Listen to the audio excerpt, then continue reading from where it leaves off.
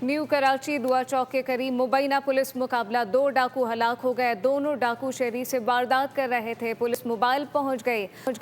मुलजमान से असलहा, छीना गया सामान बरामद कर लिया गया।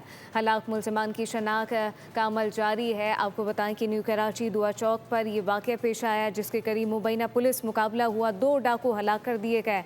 दोनों डाकू शहरी से वारदात कर रहे थे। पुलिस मोबाइल पहुंच गई।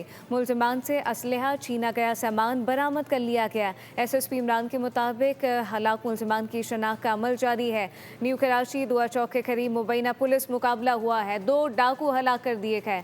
दोनों डाकू शहरी से वारदात कर रहे थे। पुलिस मोबाइल मौके पर पहुंच गई। तफसीलात मोहम्मद काशान से जानते हैं। जी काशान। काशान आगा कीजिएगा।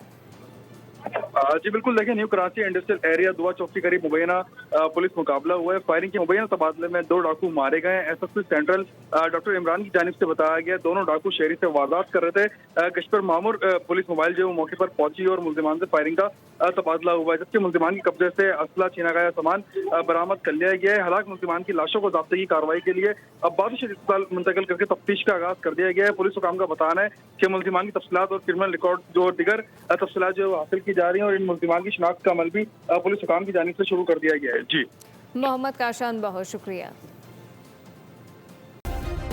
सब्सक्राइब करें और बेल दबाएं ताकि कोई खबर रह न जाए।